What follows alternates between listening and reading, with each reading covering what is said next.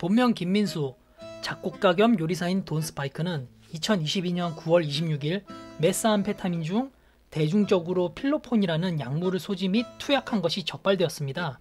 최근 1심에서 징역 3년, 집행유예 5년을 선고받고 추징금 약 4천만 원을 판결받았습니다. 돈 스파이크는 이전부터 이상 증세가 방송을 통해 나타난 적이 있었는데 정신 상담을 통해서 이성적인 나와 본능적인 나, 그리고 또 다른 자아를 이야기하는 다중인격에 관해서 밝혀진 바가 있습니다. 이는 필로폰 투약 후의 대표적인 부작용 중의 하나입니다.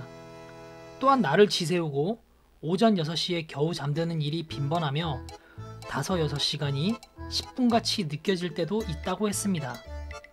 기본적인 필로폰 투약의 후유증에는 가장 가까운 사람을 의심하는 의처증과 이에 수반되는 과도한 집착을 앓기도 했습니다. 돈 스파이크가 검거될 당시에는 30g의 필로폰을 가지고 있었는데 이는 1000회분이라는 어마어마한 양이었으며 전문가의 의견으로는 한 번, 두 번의 호기심을 통한 투약이 아니었다고 말하고 있습니다. 왜냐하면 조금씩 잘게 쪼개서 투약을 하다 보면 그만큼 공급자를 자주 만나야 하기 때문에 꼬리가 긴 만큼 밟힐 위험이 많지만 한 번에 대량 거래를 하고 가지고 있었다는 것은 접촉 횟수를 그만큼 줄일 수 있기에 수사망을 피할 수 있다는 사실을 이미 인지하는 필로폰 싹고수의 면모를 가늠할 수 있습니다.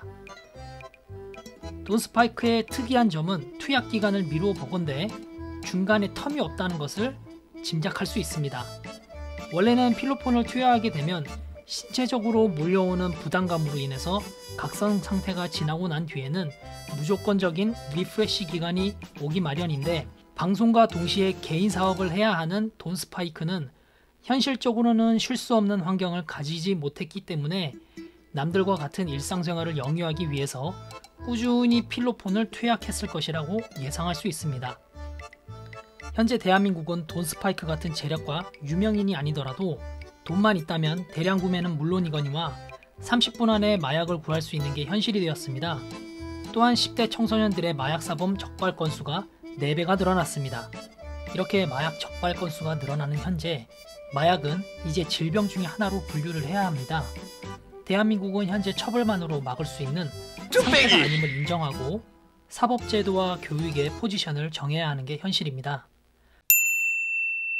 마약의 경우에는 기분을 가라앉히게 하는 다우너 계열과 평소와는 다른 각성 효과를 보이게 하는 어퍼 계열이 있는데 필로폰은 어퍼 계열 중의 하나인 메스암페타민, 일명 메스라고 불리는 이 약은 하루 종일 일을 하고도 지치지 않는 효과를 지니고 있습니다.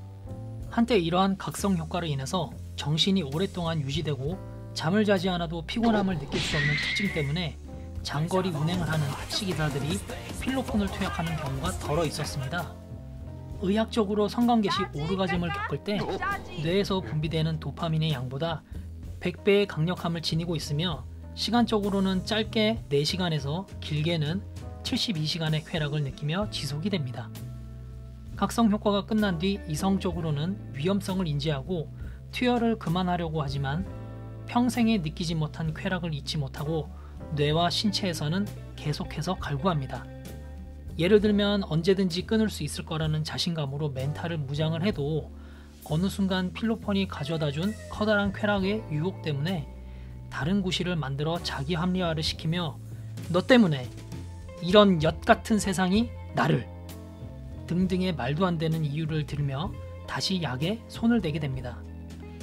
아무튼 이렇게 투약이 끝나고 각성 상태의 즐거움이 서서히 막을 내려갈 때쯤 다시 현실로 돌아오게 되면 일상에서 느끼는 행복이 주는 즐거움과는 갭 차이가 너무 커서 그 실망감으로 인해 주변의 현실들이 나를 옥죄어 온다는 패배의식이 짙어지게 됩니다.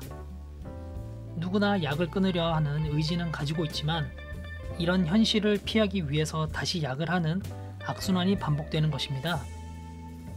이렇게 자꾸 반복되는 굴레에서 방법을 찾지 못한다면 끝내에는 자살에 이르는 경우가 많이 있습니다.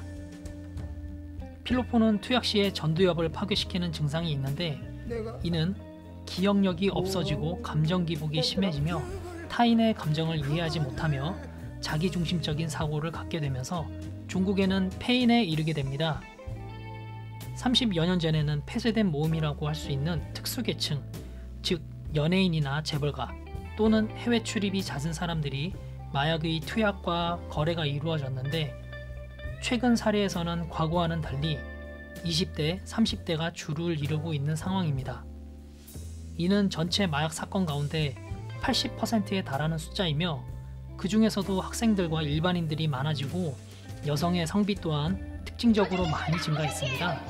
이렇게 손쉽게 마약을 거래할 수 있는 이유 중에 하나는 익명성이 보장된 SNS의 발달도 한몫한다고 볼 수 있습니다. 최근에는 수능을 앞둔 수험생이 텔레그램을 통해서 필로폰을 손쉽게 접하는 실제 사례가 있기도 했습니다.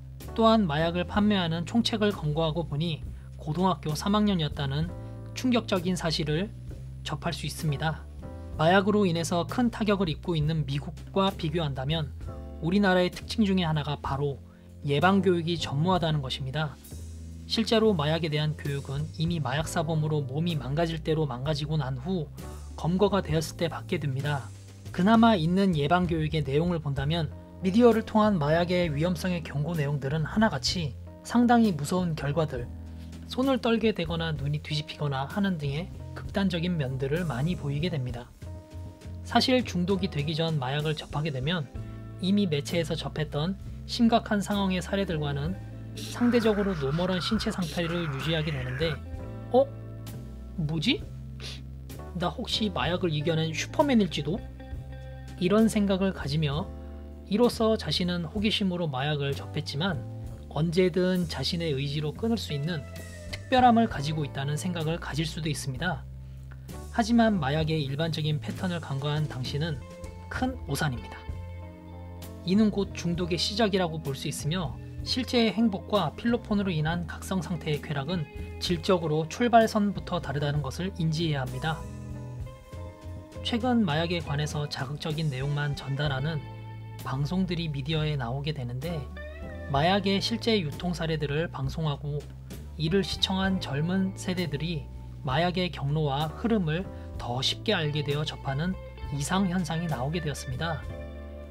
실예로 음악계에서 마약 상담을 하는 비율이 많이 늘어나게 되었는데, 다우너 계열의 대마를 처음에 시작하여 오감이 열리는 듯한 경험으로 자신이 작곡 중인 음악이 상당히 좋은 작품으로 느낄 때가 있습니다.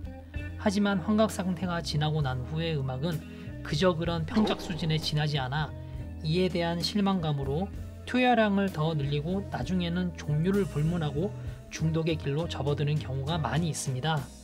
마지막으로 이러한 심각한 상황 속에서 현실을 바꾸어 나가기 위해서는 이제는 달라진 대한민국의 현실을 고려하여 변화된 커리큘럼을 바탕으로 예방교육을 음지가 아닌 양지로 끌어올려서 시행되어야 합니다. 오늘은 이렇게 돈 스파이크에 관한 뉴스와 필로폰에 관한 이야기들을 해보았는데요. 내용이 좋으셨다면 구독과 좋아요를 부탁드립니다. 감사합니다.